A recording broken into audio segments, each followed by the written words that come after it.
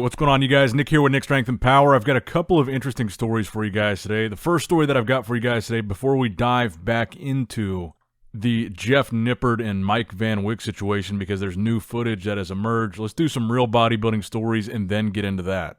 So the next big pro bodybuilding show that we've got on our radar is the upcoming Romania Muscle Fest Pro, which is just a couple weeks away now, November 9th through the 10th.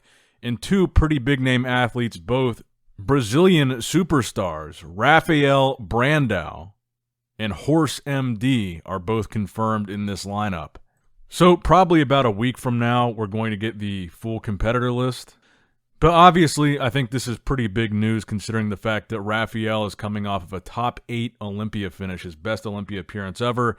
And even though he didn't crack the top 6 at the Olympia, he looked pretty good. He looked really improved, even from the Arnold of this year. And we talked about in the last video how you've got Martin Fitzwater, a top 4 Olympian, going on to do the Prague show, which I believe is the show that Neckzilla is supposed to do. Again, it's hard to tell with Neckzilla what he's actually going to do and what he says he's going to do. But I think these aren't the only names that you're going to see added to these lineups that are familiar names from the Olympia. I think you're going to probably see a lot of guys jump in these last 3 shows of the year, especially since there's really only 2 months left of the year. A lot of these guys are probably still in shape coming off of the Olympia. And this is a good opportunity to get the early qualification for 2025 because you still have Romania, Prague, and the Mr. Big Evolution show as far as open bodybuilding qualifiers go.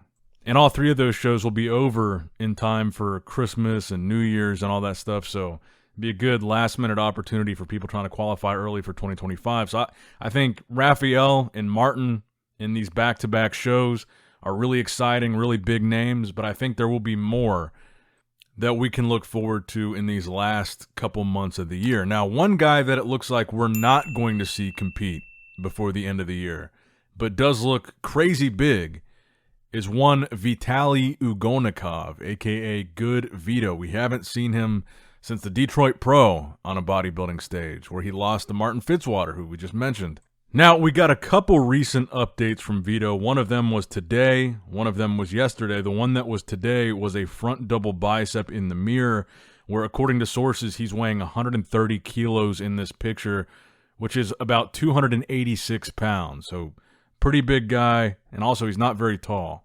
Then the video posted yesterday, he mentions the Dubai Muscle Show, where I guess he's just doing a sponsorship appearance. He's obviously not competing. He's clearly pretty deep into his off-season here. And we really hadn't seen much of his physique at all, like this second half of the year, so I thought maybe he was kind of keeping it under wraps and would jump in one of these last-minute shows at the end of the year to try to get an early qualification for 2025. But essentially all the shows that are happening are going to happen within like the next month. And I think the last one is like December 1st. So clearly I don't think Vito is within 4 weeks out of any show, but he looks crazy impressive, really big, 130 kilos, 286 pounds.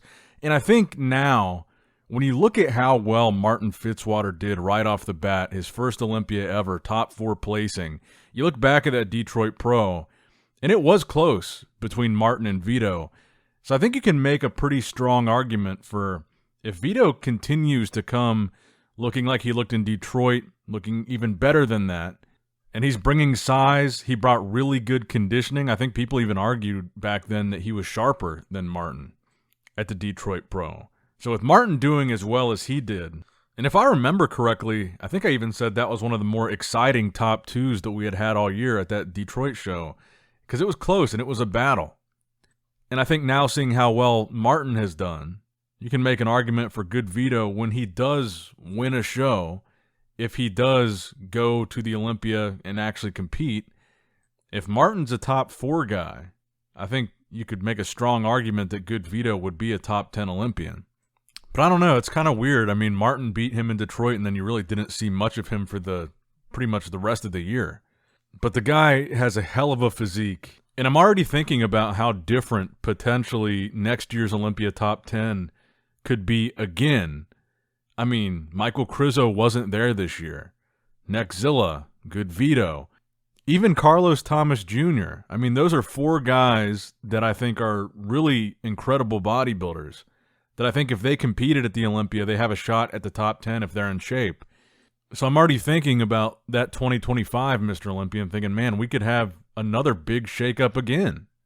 And even as I'm recording this video, I noticed that Akim Williams is also doing the Romania Muscle Fest Pro. So you've got Horse MD, Rafael Brandao, and Akim. And I'm sure there's going to be several more big, recognizable, familiar names in there. Because again, we're back to square one. There's only 4 guys qualified for the Olympia next year, and that's Brett, Derek, Hadi, and Samson. And I know we really didn't talk much about Akim at the Olympia because he wasn't really in the conversation, but he did actually crack the top 10. He was 10th place, so he was right there. And he was right behind Brandon Curry, so I don't know if that was just Brandon did that bad or Akim did that well to place right next to Brandon. So Rafael, Brandon, then Akim. Then in 11th, you had John Jewett, 12th, John De La Rosa.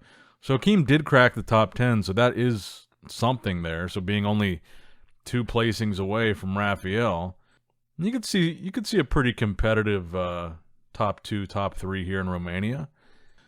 But let's get into the big story of the day. So everybody still seems to be pretty stuck on this Mike Van Wyck versus Jeff Nippard situation, especially today.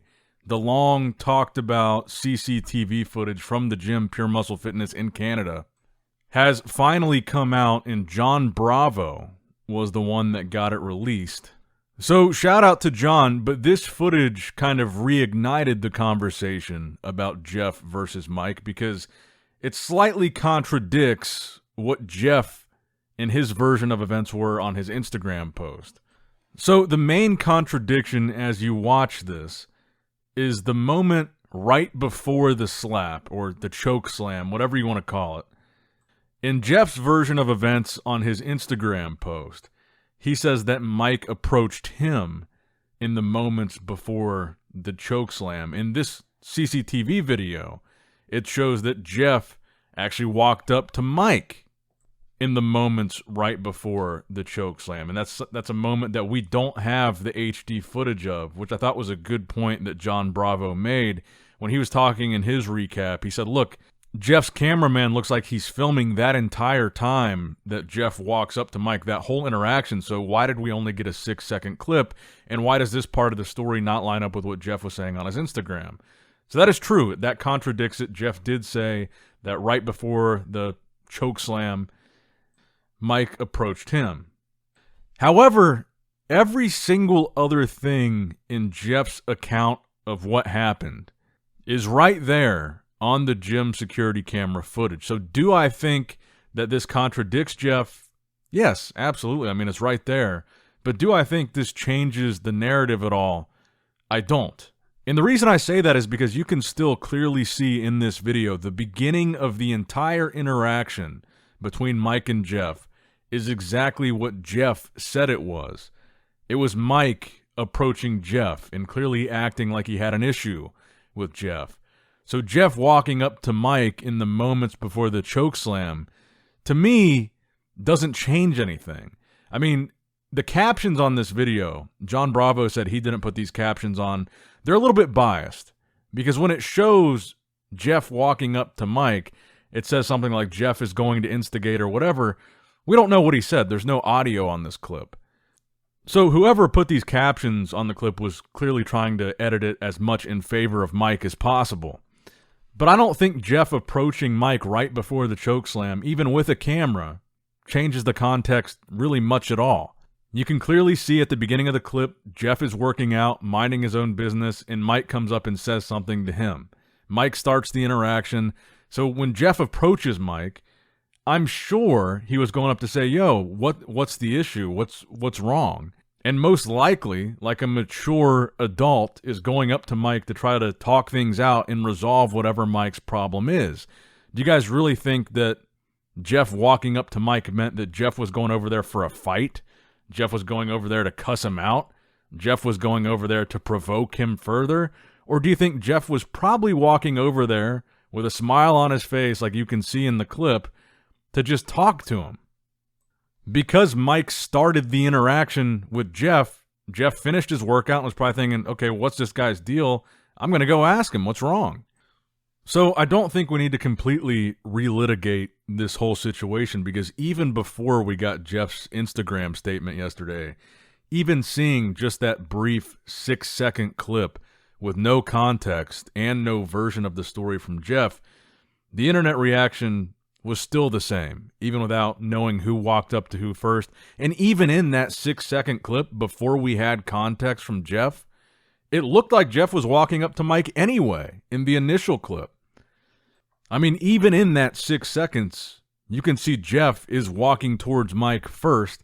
So in my opinion, nothing has really changed about the situation. The argument still looks like it's between these Instagram reels that were posted about science-based training guys.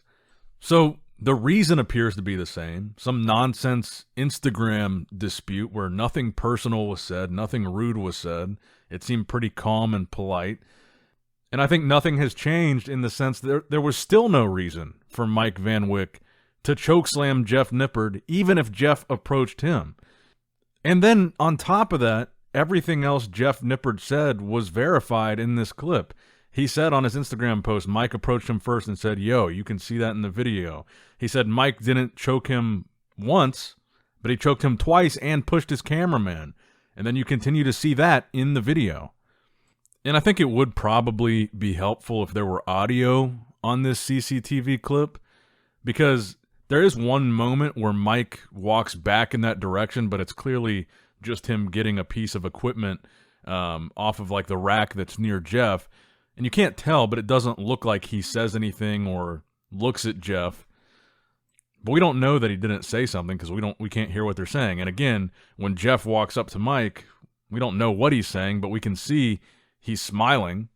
His hands are down. He doesn't have an aggressive posture. So to me, this really doesn't change much other than it makes Jeff look a little bit weird for saying that Mike walked up to him. But I think people are assuming that Jeff is trying to be intentionally deceptive with that specific part of his Instagram post, when maybe he's just misremembering. Because literally everything else he said in his post was spot on accurate, and you can see it happen in that order on this CCTV video. So maybe when he wrote his Instagram post, he was just thinking about the fact that the whole interaction between him and Mike was started by Mike. Mike approached him first. And then I think Jeff just finished his workout, and then he started approaching Mike to figure out what's the deal. Why'd you say that? Maybe in Jeff's mind, continuing the interaction started by Mike. And I almost don't even feel like the people that are trying to blame Jeff in this situation even really believe Jeff's at fault. I feel like there's just people trying to be contrarians on the internet and just go against what the popular narrative is. I find it hard to believe that anybody thinks that Mike was justified or Jeff had it coming and that him chokeslamming Jeff was the appropriate response. I don't even believe the people that are saying that believe that. And I mean, look, Mike, according to the TMZ report, it looks like Mike was arrested. It looks like Jeff is pressing charges. The gym did ban Mike. So even if Jeff did approach Mike in those final moments before the assault, it looks like the law is siding with Jeff after seeing this footage. It looks like the gym is siding with Jeff after seeing this footage. And it looks like the internet is still siding with Jeff after seeing this footage. Because again, at the end of the day, it's the same reasoning. It's this stupid Instagram reels about scientific-based training. That was Mike's reason for doing this. And I think at the end of the day, Jeff was going up to Mike to try to talk things out, and Mike's response is just chokeslam him across the gym, follow him over there. While he's down, he gets back up, he gets choked again, chokes Jeff's cameraman, who looks like he's a teenager. I mean, all this for what? I will say, the one thing that does really intrigue me here is that point that Johnny Bravo made is, why do we only have 6 seconds of the footage from your cameraman? I would like to see the full footage with audio that cameraman was recording that entire build-up to what happened, not just like the 6 seconds before and during. I would like to hear, what is Jeff saying to Mike? I don't think that context is going to change my opinion on what happened, but I would like to see the whole video. And knowing Jeff, he probably has that footage, and he's probably planning on making his own YouTube video with it. which is my theory on why we haven't seen the whole clip. I mean, the whole internet has gotten to make videos about this. Everybody's getting a ton of views talking about it. Jeff is probably saving his video of the whole interaction for his video on the subject. So that's kind of my speculation. I don't necessarily think there's a nefarious reason why we only got a 6-second clip. I think Jeff just wanted to put out the proof that this happened because he didn't have access to the CCTV footage, and all that he had to put out of proof was just the act itself, and maybe save the rest of the footage for his own video. I think that's probably his game plan. Because while it may seem odd to some people that Jeff didn't leak that footage, I feel like it'd be kind of odd if he did. If he has the whole thing on camera, why would he give it away to everybody for free instead of putting it on his channel? But anyway, I guess we'll see what happens. I don't think that this saga is over. I think that based on some of the stuff that Mike has been posting on his Instagram stories, it looks like he's just reposting a bunch of people that are taking his side and agree with him.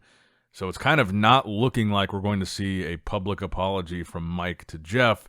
And I think it'll be interesting to see Jeff's video when he inevitably makes his own video on the subject. Is Jeff going to sue him? How is Jeff feeling after the fact? Because I don't think it looks like we're going to see these two guys make peace anytime soon, just based on some of the stuff that Mike has been posting. But at the end of the day, I think this is getting kind of drug out a little bit too long. Do I think that Mike needs to be canceled? No. Do I think he needs to be held accountable?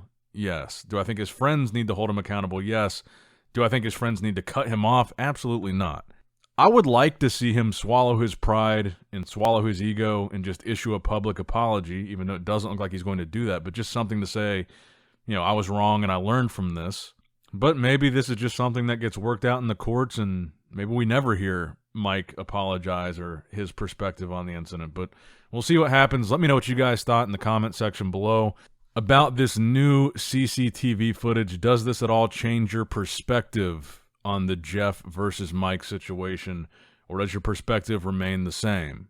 But let me know what you guys think down below. Like the video, subscribe to the channel, click that bell notification if you have not already, and as always, I love you guys, appreciate you guys. Nick Strength and Power, signing out.